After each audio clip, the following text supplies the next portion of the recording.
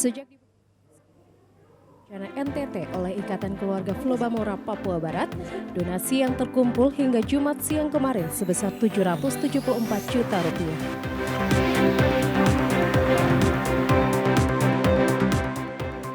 Dua pelaku pembuat minuman keras oplosan jenis cap tikus diciduk tim kepolisian Polres Manokwari.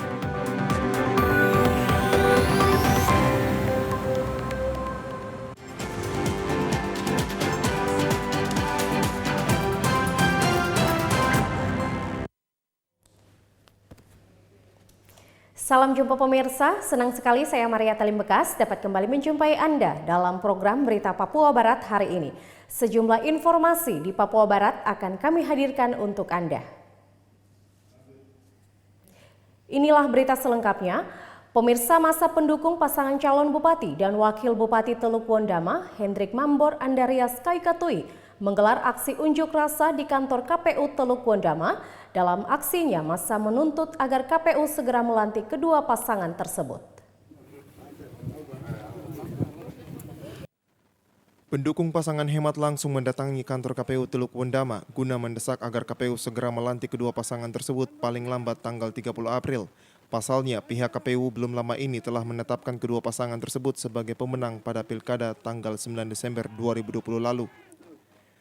Di hadapan Ketua KPU Teluk Wondama, Monika Elsie Sanoi bersama jajaran, Adrian Worenga selaku Ketua Lembaga Masyarakat Adat Wilayah Selatan dan Barat menyatakan kecewa dengan kinerja KPU Teluk Wondama yang dinilai lamban dalam menyelesaikan tahapan pilkada sehingga berdampak pada tertundanya pelantikan pasangan Hemat yang sudah ditetapkan sebagai pemenang Pilkada 2020.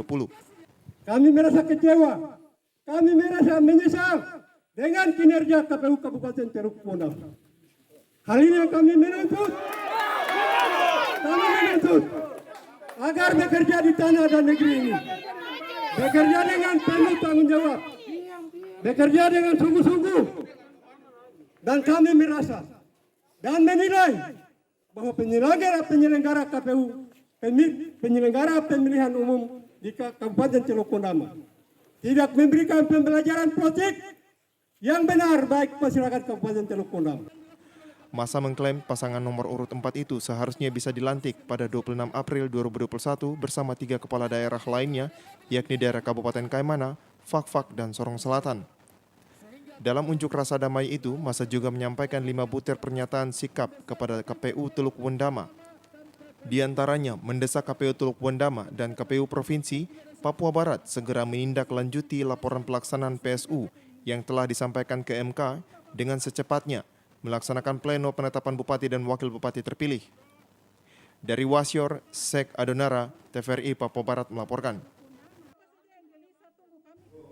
Sementara itu pemirsa, KPU Teluk Wondama angkat bicara terkait tudingan menunda penetapan pasangan calon bupati dan wakil bupati terpilih hasil Pilkada 2020 lalu.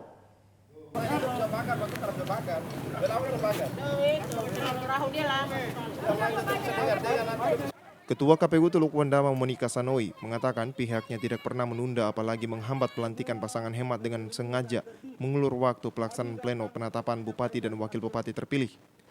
Monika menegaskan belum terlaksananya pleno penetapan calon terpilih semata-mata terjadi karena KPU Teluk Wondama belum menerima petunjuk resmi dari Mahkamah Konstitusi melalui KPU RI dan KPU Provinsi.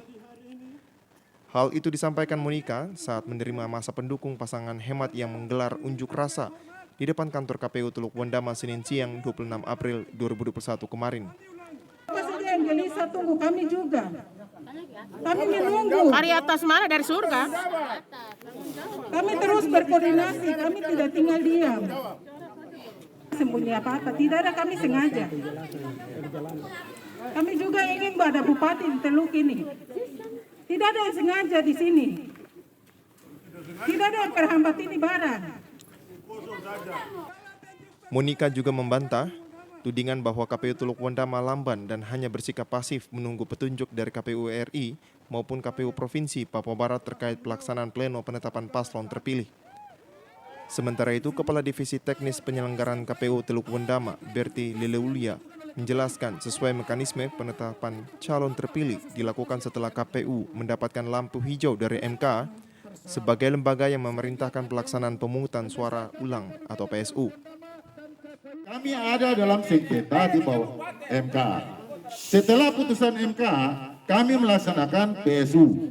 Hasil PSU kami laporkan kembali ke MK supaya mendapat petunjuk untuk pelaksanaan penetapan calon terpilih.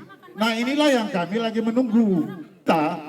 Petunjuk dari mana? Adalah petunjuk dari MK. Apakah sudah bisa ditetapkan atau belum? Lewat KPU RI, KPU Provinsi, dan KPU Kabupaten Kota. Itulah mekanisme, ketentuan, dan aturannya. Jadi yang saya jelaskan ini, apa yang sudah disampaikan Ibu Ketua itu, kami tidak bermaksud untuk menghalangi ataupun untuk... Namun demikian, sejauh ini KPU RI belum mendapatkan petunjuk resmi dari MK pasca penyerahan laporan pelaksanaan PSU pada 4 TPS di distrik Wasior. Mereka menuntut KPU Teluk Wandama segera menggelar rapat pleno penetapan paslon terpilih agar pelantikan pasangan hemat dapat dilantik selambat-lambatnya pada 30 April 2021. Dari Teluk Wandama, Zek Adonara, TVRI Papua Barat melaporkan. Kita beralih ke informasi lain. Pemirsa Bupati Manokwari menyerahkan anggaran pendapat dan belanja daerah APBD sebesar 1 triliun lebih untuk 36 OPD. Anggaran pendapatan dan belanja daerah bagi 36 OPD dan 9 distrik di Kabupaten Manokwari pagi tadi diserahkan secara langsung oleh Bupati Manokwari didampingi Wakil Bupati Edi Budoyo dan Ketua DPRD Manokwari dalam bentuk DPA. Usai menyerahkan APBD tahun 2021, Bupati mengajak semua OPD untuk dapat melakukan perubahan searah yang lebih baik dan disiplin, khususnya dalam upaya meningkatkan tata kelola pemerintahan dan pertanggungjawaban pengelolaan keuangan daerah yang lebih akuntabel.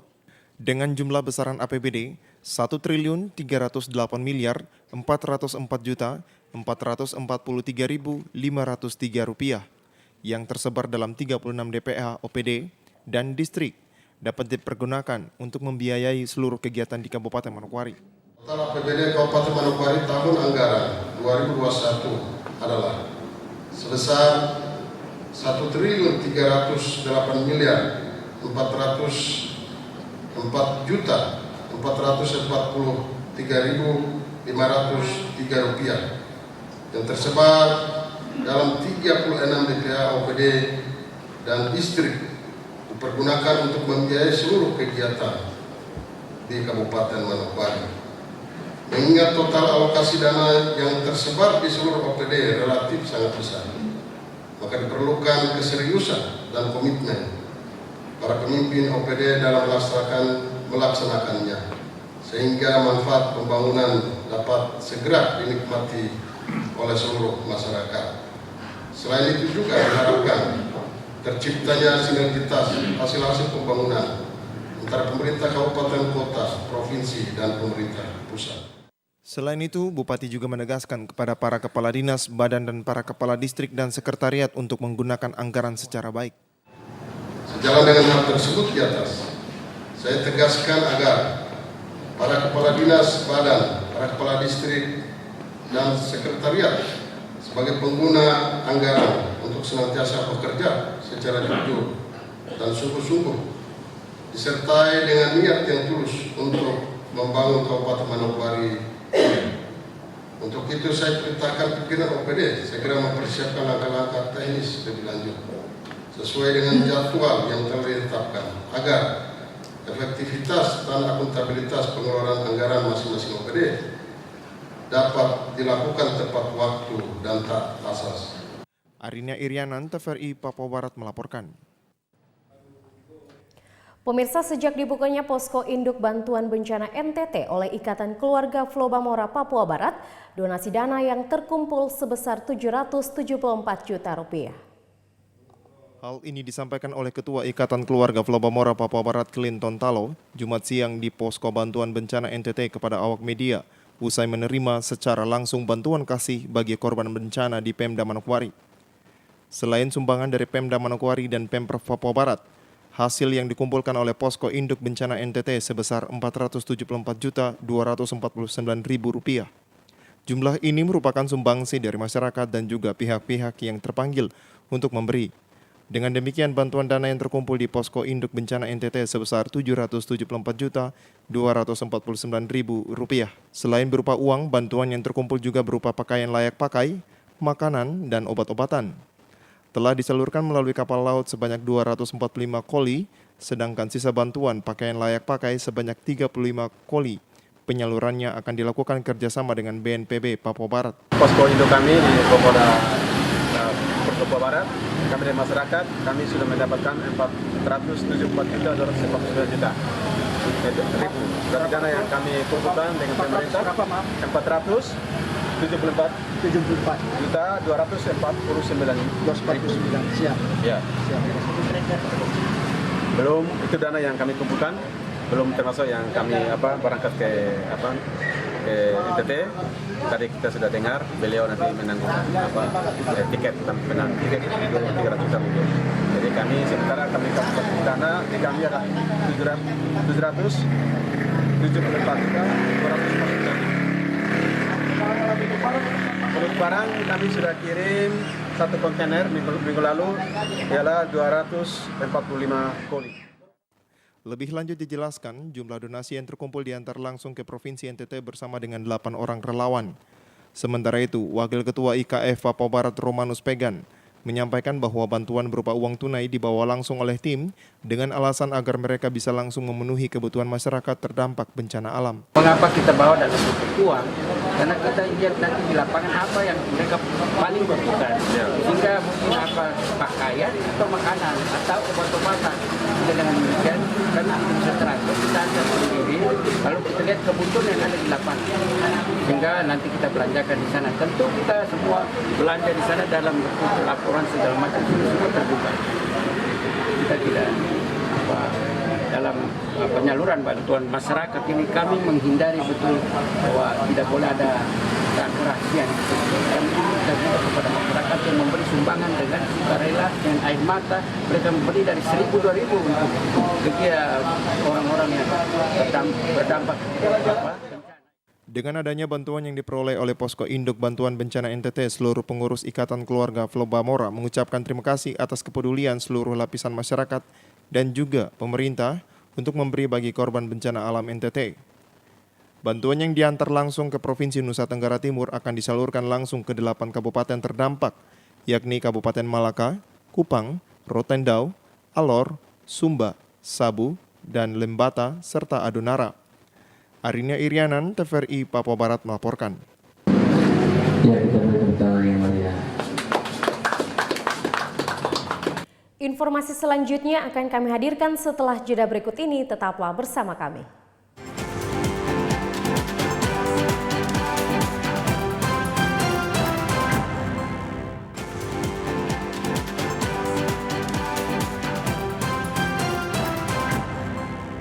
Terima kasih Anda masih bersama kami. Pemirsa, 2 pelaku pembuat minuman keras oplosan jenis cap tikus diciduk tim Opsnal Sat Narkoba Polres Manokwari. Dari tangan pelaku, polisi berhasil mengamankan minuman keras siap edar bersama sejumlah barang bukti lainnya. Tim Opsnal Satuan Narkoba Polres Manokwari berhasil mengamankan 1 pelaku pengedar minuman keras lokal jenis cap tikus di daerah Tanah Rubuh. Pada Jumat 23 April kemarin, pelaku yang berinisial R diciduk di sekitaran Gunung Acemo setelah polisi mendapatkan informasi dari masyarakat bahwa ada seseorang yang akan membawa minuman keras lokal ke wilayah Manokwari. Kasat Narkoba Polres Manokwari Ibtu Masudi mengatakan, setelah digeledah didapati 10 kantong plastik berukuran 5 liter minuman keras lokal jenis cap tikus, yang mana menurut pelaku 1 plastik dijual sekitar Rp400.000.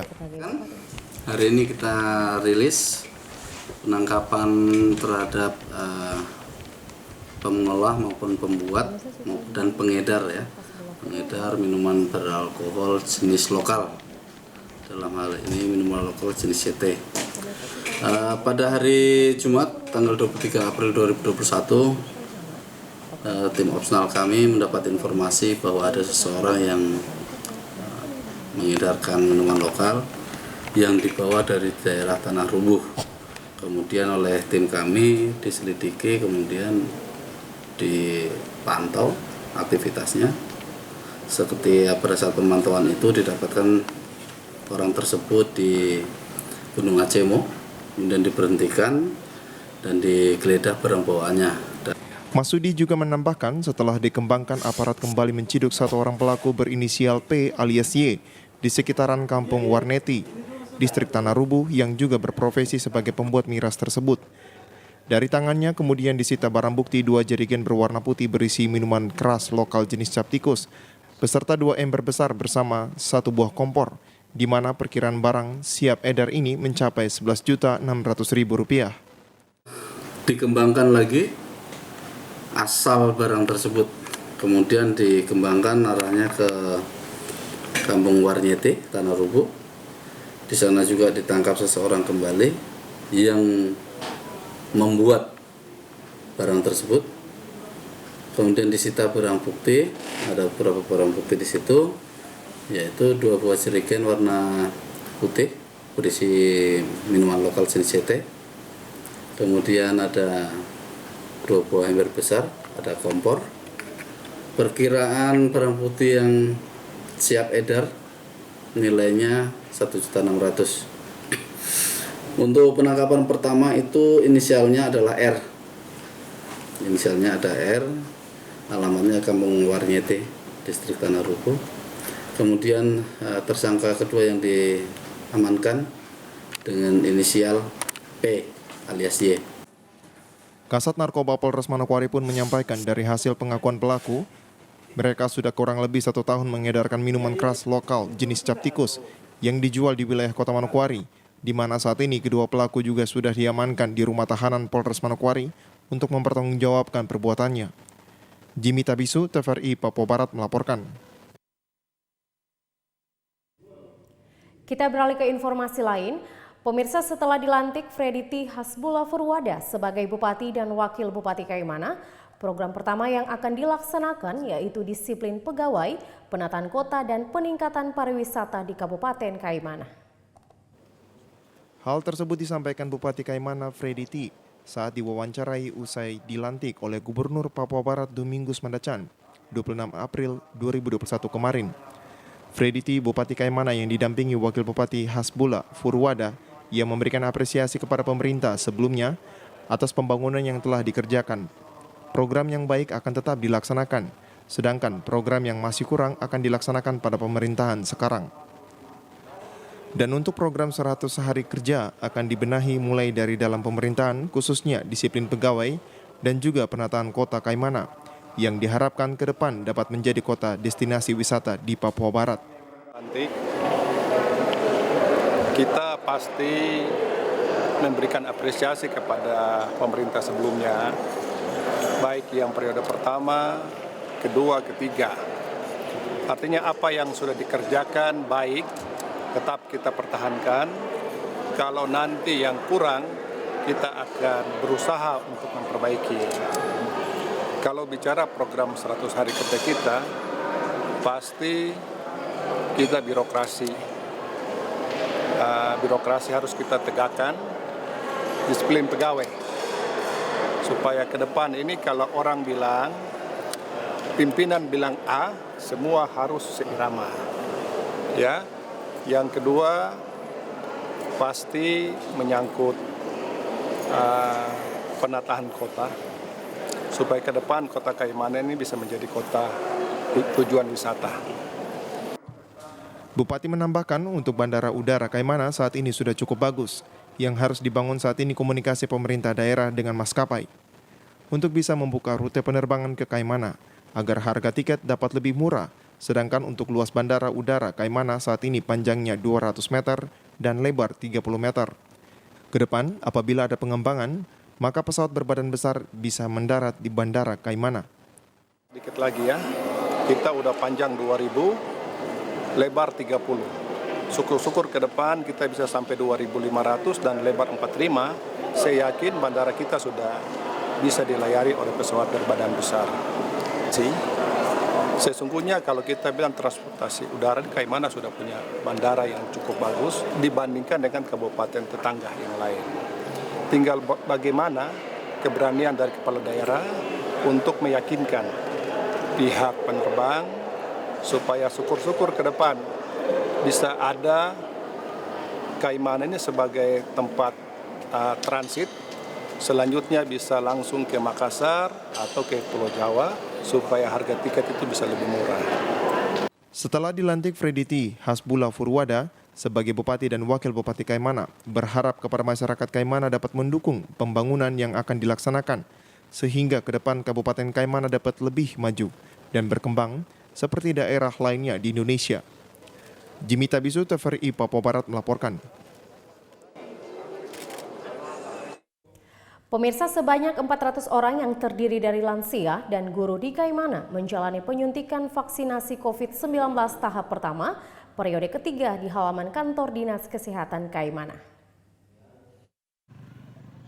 Selain guru dan lansia, ada sekitar 200 dosis vaksin Sinovac yang akan diberikan juga kepada para ASN di beberapa instansi pemerintah, BUMN, dan BUMD yang juga melakukan penyuntikan vaksinasi COVID-19 tahap kedua.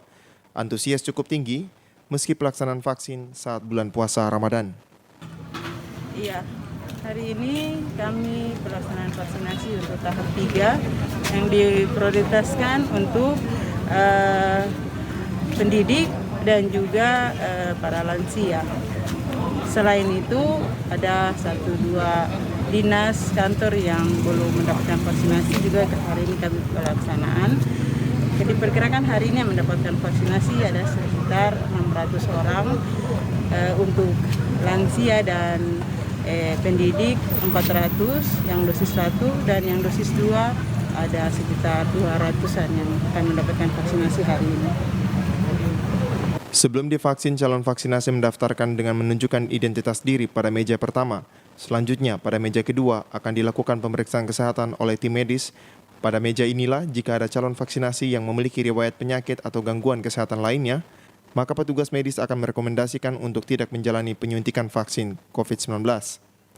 Pada meja ketiga, calon vaksinasi akan mendapatkan vaksin COVID-19, dan pada meja keempat akan menjalani observasi usai vaksinasi. Setelah divaksin COVID-19, vaksinasi wajib menunggu 30 menit sebelum meninggalkan tempat vaksin. Tujuannya adalah untuk mengetahui adanya kejadian ikutan pasca imunisasi atau KIPI.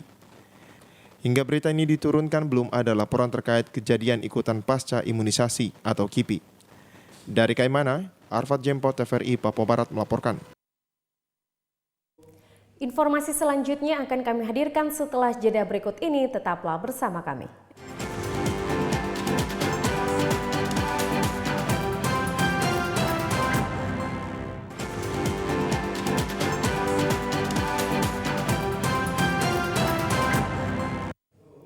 Terima kasih Anda masih bersama kami. Pemirsa, Badan Komunikasi Pemuda Remaja Masjid Kaimana bersama Yayasan Sosial Pengembangan Kawasan Timur Indonesia melaksanakan pembagian takjil berbuka puasa kepada para pengendara di kawasan Pertigaan Lampu Merah Kaimana Kota. BKPRMI dan Yasobat tidak sendiri dalam aksi pembagian 1000 takjil untuk sesama. Ada pemuda Katolik, Perhimpunan Pemuda Gereja Indonesia (PPGI) dan Gerakan Mahasiswa Kristen Indonesia (GMKI) Kaimana. Kepada wartawan, Ketua BKPRMI Kaimana Slamet Lawai mengatakan, pembagian takjil berbuka ini dilakukan sebagai tali kasih kepada sesama dengan melibatkan organisasi kepemudaan yang ada di Kaimana. Terima kasih. Assalamualaikum warahmatullahi wabarakatuh. Selamat sore. Tujuan kami dari kegiatan hari ini untuk memberikan tali kasih kepada saudara yang lain. Dalam artian di dalam kegiatan ini saya melibatkan ada beberapa teman-teman yang baik teman-teman di organisasi Katolik maupun Protestan dan sebagainya. Slamet juga mengatakan keterlibatan pemuda sangat dibutuhkan untuk membangun Kaimana ke depan menjadi lebih baik, guna membantu pemerintah daerah Kaimana sehingga kegiatan sosial ini menurutnya bukan saja dilakukan pada hari ini, namun akan berkelanjutan dengan kegiatan sosial lainnya. Dari Kaimana, Arfad Jempot, TVRI Papua Barat melaporkan.